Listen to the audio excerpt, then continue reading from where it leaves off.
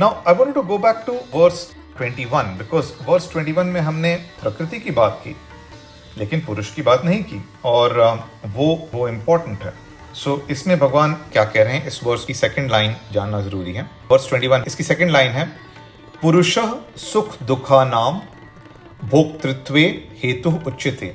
तो जो second line में भगवान कह रहे हैं कि जो पुरुष है, जो सोल है, वो सुख और दुख को एक्सपीरियंस करता है और इन सम वेज एक्सपीरियंस करता है, उसका कॉज है, all of that is interchangeable है। सोल जो है वो cause of all happiness and unhappiness है या एक्सपीरियंस कर रहा है ऑल हैप्पीनेस और अनहैप्पीनेस को। I think the interpretation is the soul is experiencing the happiness and unhappiness, लेकिन कॉज नहीं कर रहा है। कॉज जो है वो सोल नहीं है, वो माइंड है जो कि या तो भीष्म के इंपैक्ट में है या कृष्ण के इंपैक्ट में है और ये परसेप्शन क्रिएट करे। आपका माइंड है या आपका थॉट है जो हैप्पीनेस और अनहैप्पीनेस, दुख और सुख को क्रिएट कर रहा है, जो पुरुष एक्सपीरियंस कर रहा है। That is at least my interpretation of verse 21। और if you were to go back to जो भगवान बुद्ध ने कहा है और जो उनके सेइंग से जो 4 नोबल ट्रुथ्स हैं, भगवान बुद्ध ने कहा था कि we are what we think, all that we are arises with our thoughts we make the world, we are what we think। हम वो हैं जो हम सोचते हैं। हर चीज जो हमारा जो सोच है, थॉट्स है, उससे ओरिजिनेट करती है and that is effectively creating this perception of happiness and unhappiness.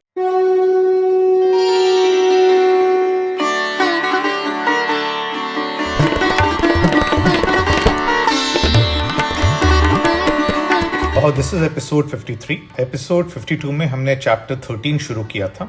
Chapter 13 is क्षेत्र क्षेत्रज्ञ विभाग योग और yoga of distinguishing the field and the knower of the field. इसमें 35 वर्सेस हैं और पिछले एपिसोड में हमने 19 वर्सेस कवर किए थे।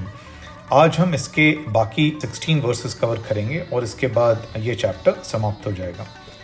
अब इसमें एक स्मॉल पॉइंट ये है कि इस चैप्टर के नंबरिंग में different versions of the Gita में नंबरिंग में डिफरेंसेस होते हैं। कुछ वर्जन्स ऑफ द गीता में जो पहला वर्स है जिसमें अर्जुन पूछ रहे हैं कि क्षेत्र और क्षेत्रज्ञ क्या है, उसको कोई नंबर नहीं दिया जाता है और बाकी वर्सेस कवर किए जाते हैं, तो इसमें 34 वर्सेस होते हैं। मैं जब इसको सुना रहा हूँ तो मैंने जो पहला वर्स था अर्जुन उवाच वाला उसको भी इंक्लूड किया, तभी इसमें 35 वर्सेस हो रहे हैं और इसलिए मेरी नंबरिंग उसके हिसाब से चल रही है। So please don't get confused if you see numbering here as being different in some other versions of the Gita. So इस एपिसोड की शुरुआत में I want to mention that भगवान यहाँ पर 2 शब्दों का प्रयोग कर रहे हैं, प्रकृति और पुरुष। इन दोनों के बारे में अर्जुन ने पूछा था, जो फर्स्ट वर्स था उसमें, जिसमें उन्होंने पूछा था कि क्षेत्र और क्षेत्रज्ञ क्या है, साथ में ये भी पूछा था कि प्रकृति और पुरुष क्या है। वर्स 19 तक भगवान प्रकृति और पुरुष के बारे में नहीं बता रहे हैं, वो क्षेत्र और क्षेत्रज्ञ के बारे में बता रहे हैं, बट अब इन वर्सेस में वो प्रकृति और पुरुष के बारे में भी बताना शुरू करते हैं। पुरुष तो सोल है और प्रकृति जो है वो मैटर का नेचर और मटेरियल एनर्जी, राइट, वो एनर्जी, मैटर, उनका nature, impact of energy on matter, उन सबको सिग्निफाई करता है। तो इन 2 शब्दों का प्रयोग हो रहा है। So let's start off with the verses, do their little translation first and then we'll talk about some interesting things. So starting with verse 20, Prakritim Purusham Chaiv Vidhi Anadi Ubhav Api Vikaran Cha Gunan Cha Ev Vidhi Prakriti Sambhavan। तो भगवान कह रहे हैं कि ये जानो कि पुरुष और प्रकृति दोनों अनादि हैं, यानी उनका कोई बिगिनिंग नहीं है, और इन दोनों में जो भी विकार आता है, जो इनमें मॉडिफिकेशंस होते हैं, वो प्रकृति के कारण होते हैं, वो मैटर और एनर्जी का मैटर पे इम्पैक्ट के कारण होते हैं। देन वर्स 21 है, कार्याणाम च कारणम च कर्तृत्वम हेतु प्रकृति उच्यते पुरुषः सुख दुखानाम भोक्तृत्वे हेतु उच्यते। तो भगवान कह रहे हैं कि जहाँ तक ये बात है कि कौन कॉज है और कौन इफेक्ट क्रिएट कर रहा है, तो इसका जो सोर्स है वो प्रकृति है, वो मैटर और एनर्जी का मैटर पे इम्पैक्ट है which creates causations and effect। पुरुष जो है वो सुख और दुख के एक्सपीरियंस करने का कॉज होता है, ऐसा कहा जाता है। Then going to the next verse, which is verse 22. Verse 22 है पुरुषः प्रकृतिस्थः ही भुंक्ते प्रकृति जान गुणान कारणम गुण संगः अस्य सतीषु असतीषु योनिषु जन्मानि तेषु। तो भगवान कह रहे हैं कि पुरुष जो है वो इस तरह प्रकृति के गुणों को जब एंजॉय कर रहा है, को उसका भुंजन कर रहा है और उसके कारण जो संग हो जाता है, उसके यही कॉज है अच्छे और बुरे जन्मों का। सो इफेक्टिवली अगर जो सोल जो है वो प्रकृति के गुणों का भुंजन करते हुए संग से अटैच हो जाता है तो आप इंफीरियर बर्थ में चले जाते हैं। इसका मतलब आपका जो योग के मार्ग पर आपका जो प्रोग्रेस है वो विलंबित हो जाता है। और अगर आप इस संग में नहीं पड़ते हैं तो आप योग के रास्ते पे बढ़ते जाते हैं और उस परम को प्राप्त कर सकते हैं। देन वर्स 23 है उपद्रष्टा अनुमंता च भर्ता भोक्ता महेश्वर परमात्मा इति च अपि उक्तः देहे अस्मिन् पुरुषः परः। तो भगवान कह रहे हैं कि बिहोल्डर यानी देखने वाला, उपद्रष्टा, परमिटर यानी परमिशन देने वाला, सपोर्टर या सस्टेन करने वाला, और भोक्ता यानी एंजॉय। सो जो महेश्वर है वो देह में रहते हुए पुरुष की तरह ये सारे रोल्स प्ले करता है। It is the detached beholder, it is the permitter or the consenter, it is the sustainer and the experiencer, and it is also the highest lord या highest self of परमात्मा भी है। Then verse 24 है यह एवं वेत्ति पुरुषः प्रकृति च गुणैः स सर्वथा वर्तमानः अपि न स भूयः अभिजायते। तो भगवान कह रहे हैं कि इस तरह से जो पुरुष और प्रकृति के गुणों को समझता है और उनको जान लेता है वो दोबारा कभी उसका बर्थ नहीं होता, वो he is never born again. इसका मतलब वो उस परम शांति को प्राप्त कर लेता है, वो इटर्नल में विलीन हो जाता है। Then verse 25 is one of the most celebrated verses of the Gita. इसको मैंने एपिसोड 7 में भी इसको कवर किया है और कई बार कोट भी किया है, विच इज ध्यानेन आत्मनि पश्यन्ति केचित आत्मानम आत्मना अन्य सांख्येन योगेन कर्म योगेन च अपरे। तो कुछ इस परमात्मा को या इस सेल्फ को देखते हैं ध्यान के मार्ग से, कुछ दूसरे सांख्य के मार्ग से और कुछ तीसरे कर्म के रास्ते से।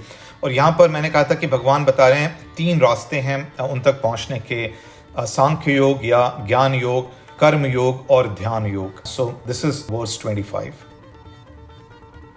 वर्स 26 है अन्य तु अजानन्तः श्रुत्वा अन्येभ्यः उपासते ते अपि च अतिरन्तरति एव मृत्युम श्रुति परायणः। तो भगवान कह रहे हैं कि कुछ जिनको इन तीनों रास्तों के बारे में ज्ञान नहीं है वो सुनते हुए दूसरों से और उपासना करते हुए और उस पे अध्ययन करते हुए, उन टीचिंग्स पे अध्ययन करते हुए वो परायण को प्राप्त हो जाते हैं। वो सुनते हुए ही मृत्यु को प्राप्त करके उस परम को प्राप्त हो जाते हैं। देन वर्स 27 है यावत् संजायते किंचित तत्वम स्थावरम च जंगमम च क्षेत्रस्य च क्षेत्रज्ञस्य च संयोगात् ततो विद्धि भरतर्षभ। तो भगवान कह रहे हैं कि हे भरतर्षभ, जो भी है चाहे वो मूविंग है या अनमूविंग है, जिसका भी जन्म हुआ है, ये समझो कि वो क्षेत्र और क्षेत्रज्ञ के संयोग से, union of field and soul से उत्पन्न होता है। देन वर्स 28 है समम सर्वेषु भूतेषु तिष्ठन्तम परमेश्वरम विनश्यत्सु अविनश्यन्तम यह पश्यति सह पश्यति। सो भगवान कह रहे हैं कि जो ये जानता है कि परमेश्वर सभी जीवों में रिसाइड करते हैं, सीटेड हैं, और इस तरह से वो उस अनपेरिशिंग को, अविनाशी को विनाशी में देख रहा है, अविनाशी सोल को विनाशी बॉडी में देख रहा है, वो ज्ञानी है। जो सोल को देख रहा है वो परमेश्वर को भी देख रहा है और उस अनपेरिशेबल को पेरिशिंग चीजों के बीच में देख रहा है, वही ज्ञानी है। देन वर्स 29 है, समम पश्यन् ही सर्वत्र समवस्थितम ईश्वरम न हिनस्ति आत्मना आत्मानम ततः यान्ति पराम गतिम। तो भगवान कह रहे हैं कि इस तरह से जो सर्वत्र ईश्वर को देख रहा है, जो ओमनी प्रेजेंट गॉड को देख रहा है, जो ऑल ड्वेलिंग गॉड को देख रहा है, वो अपने आत्म से आत्म को हर्ट नहीं करता, हार्म नहीं करता, और वो इस परम गति को प्राप्त करता है। देन वर्स 30 है, प्रकृत्या एव च कर्माणि क्रियमाणानि सर्वशः यः पश्यन्ति तथा आत्मानम अकर्तारम स पश्यति। तो भगवान कह रहे हैं कि जो इस तरह से देख रहा है कि सारे कर्म जो है वो प्रकृति से हो रहे हैं, और ये भी देख रहा है कि जो सोल है वो अकर्ता है, वो सिर्फ बिहोल्डर है, वो ही ज्ञानी है। देन वर्स 31 है, यदा भूतानां पृथक भावम एकस्थम अनुपश्यति ततः एव च विस्तारम ब्रह्म संपद्यते तदा। तो भगवान कह रहे हैं कि इस तरह से जो देख रहा है कि ये जो सेपरेट बीइंग्स हैं, जो डाइवर्सिफाइड एग्जिस्टेंस है, वो उस एक में एग्जिस्ट कर रहा है, उस एक में रूट कर रहा है, और उससे ही मेनी में एक्सपैंड कर रहा है, वो परम को प्राप्त हो गया है। तो जो इस तरह से देख रहा है कि सारे जीव जो हैं उस वन ईश्वर में हैं, और उस वन ईश्वर से ही सारे जीव स्प्रेड कर रहे हैं, उसने परम को जान लिया है। तो ये वर्स 31 था। वर्स 32 है, अनादित्वात् निर्गुणत्वात् परमात्मा अयम अध्ययः शरीरस्थः अपि कौन्तेय न करोति न लिप्यते। तो भगवान कह रहे हैं कि ये जो अनादि है, जो निर्गुण है, परमात्मा जो ये है, और जो ये अव्यय है, पेरिशेबल है, वो शरीर में रहते हुए भी कुछ नहीं कर रहा है, अकर्ता है, और किसी चीज से इंपैक्टेड नहीं होता। देन वर्स 33 है, यथा सर्वगतम सौक्ष्म्यात् आकाशम न उपलिप्यते सर्वत्र अवस्थितः देहे तथा आत्मा न उपलिप्यते। तो भगवान कह रहे हैं कि जिस तरह से जो सर्वगत जो ईथर है, जो स्पेस है, वो सब जगह फैला हुआ है लेकिन किसी चीज से इंपैक्ट नहीं होता है, इसी तरह से जो आत्मा है वो सभी देवों में स्थित होते हुए भी किसी चीज से इंपैक्ट नहीं होती। देन वर्स 34 है, यथा प्रकाशयन्ति एकः कृत्स्नम लोकम इमं रवि क्षेत्रम क्षेत्री तथा कृत्स्नम प्रकाशयति भारत। भगवान कह रहे हैं कि हे भारत, जिस तरह से एक सूर्य समस्त विश्व को प्रकाशित कर देता है, इसी तरह से जो क्षेत्रज्ञ है वो समस्त क्षेत्र को प्रकाशित कर देता है। Soul illuminates the entire field. Then verse 35 है, क्षेत्रस्य च क्षेत्रज्ञस्य एवं अंतरम ज्ञान चक्षुषा भूतानां प्रकृतेः मोक्षम च ये विदुः यान्ति ते परम। तो भगवान कह रहे हैं कि वो उस परम को प्राप्त हो जाते हैं और मोक्ष को प्राप्त करते हैं जो ज्ञान की चक्षु से, by the eyes of knowledge, क्षेत्र और क्षेत्रज्ञ के अंतर को समझ लेते हैं। So this is verse 35। तो ये तो लिटरल ट्रांसलेशंस थे। Again some very interesting verses to talk about, and let's cover some of the explanations of these verses. सबसे पहले तो वर्स 20 और 21 देखते हैं। वर्स 20 और 21 में भगवान कह रहे हैं कि ये जानो, जो भी विकार होता है, जो मॉडिफिकेशंस होते हैं, वो सब प्रकृति के कारण होते हैं, और कॉज एंड इफेक्ट ये प्रकृति के कारण होते हैं। ये वर्स 20 और 21 में वो कह रहे हैं, इफेक्टिवली वो कह रहे हैं कि मटीरियल एनर्जी या energy is the cause of all impact, of all effect, and how this energy impacts on matter and engages with matter. This is the cause of all action. सारे effect इससे create होते हैं। So प्रकृति is responsible for cause and effect, and प्रकृति means material energy and its interaction with the inherent attributes of all matter. So ये verses 20 और 21 है। Then the next verse I want to cover is verse 23, जिसमें भगवान कह रहे हैं कि महेश्वर सभी जीवों में स्थित है, और वो उस डिटैच्ड बिहोल्डर, कंसेंटर, सस्टेनर, एक्सपीरियंसर की तरह, और वो उस परमात्मा की तरह भी है। तो God is residing inside every living being. That is what this verse is saying. And ये हमने पहले भी कहा है कि God, soul, ब्रह्म सब एक ही हैं. Then verse 25. I've quoted this verse in episode 7 and I've said that this is one of the verses that impacts my understanding of the Gita. और इसमें भगवान कह रहे हैं कि कुछ तो सेल्फ को, उस आत्मा को सेल्फ के थ्रू देखते हैं ध्यान के मार्ग से, कुछ दूसरे ज्ञान या सांख्य के मार्ग से, और कुछ और कर्म के मार्ग से. सो 3 paths to God: कर्म योग, ज्ञान योग एंड ध्यान योग.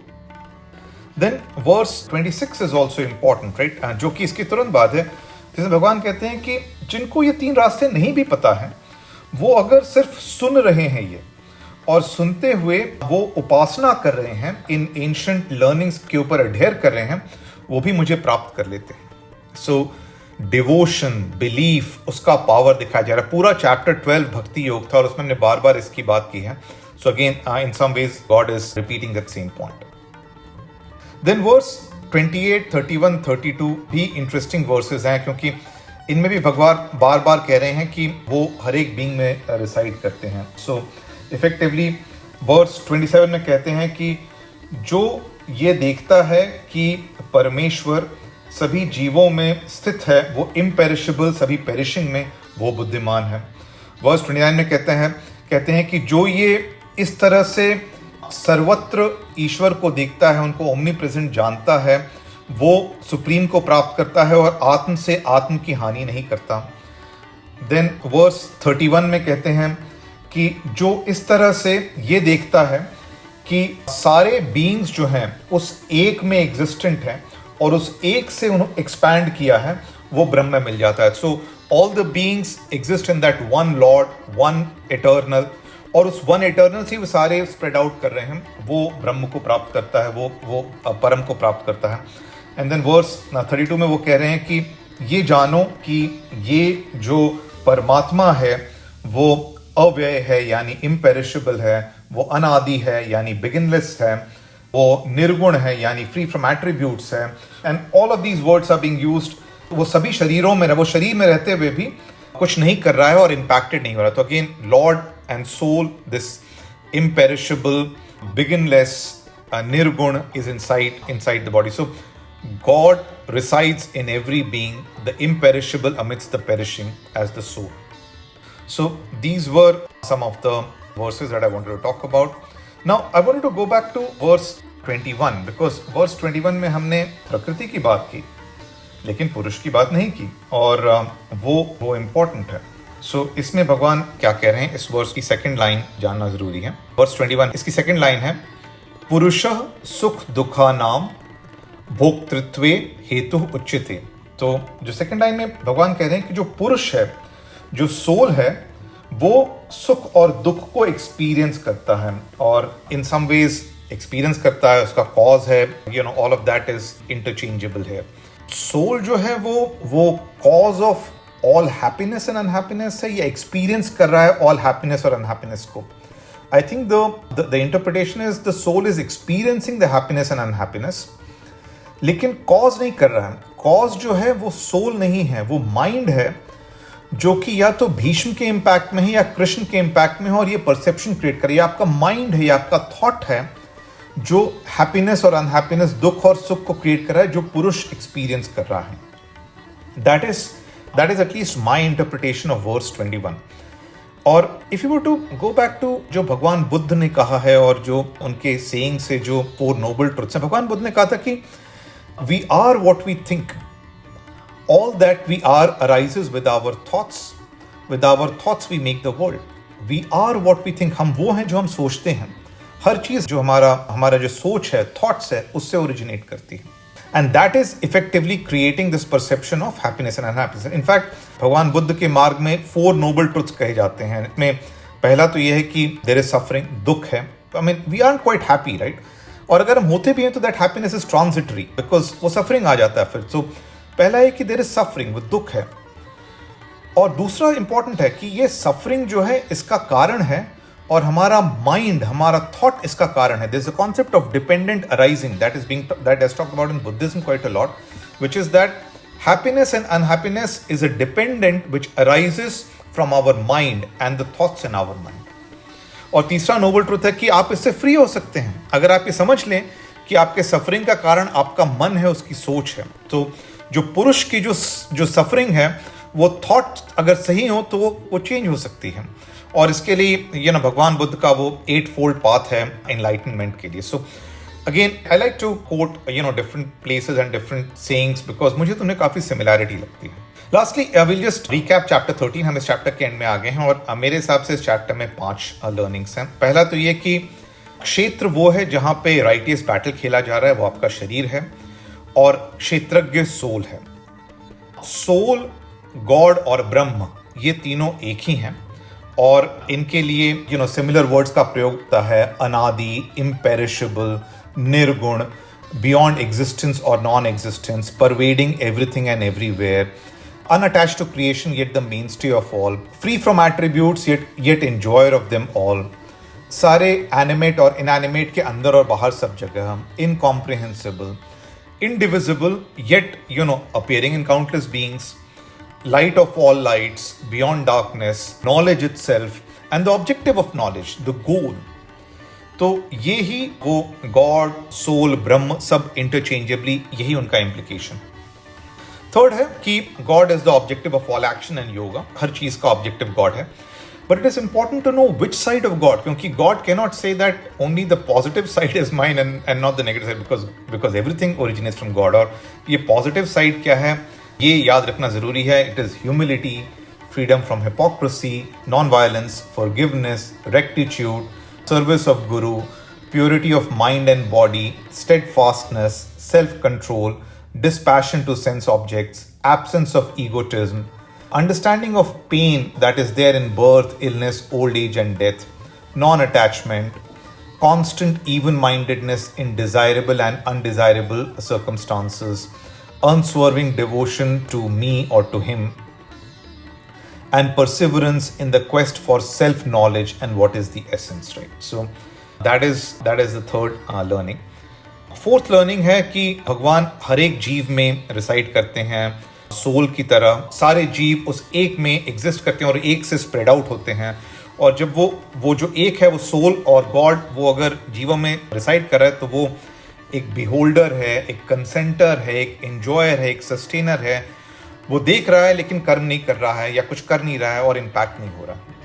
And I think the fifth learning, we've said many times, ईश्वर को प्राप्त करने के 3 रास्ते हैं, उस परम को प्राप्त करने के 3 रास्ते हैं, कर्म योग, ज्ञान योग और ध्यान योग। So we'll stop here today. We've now finished chapter 13.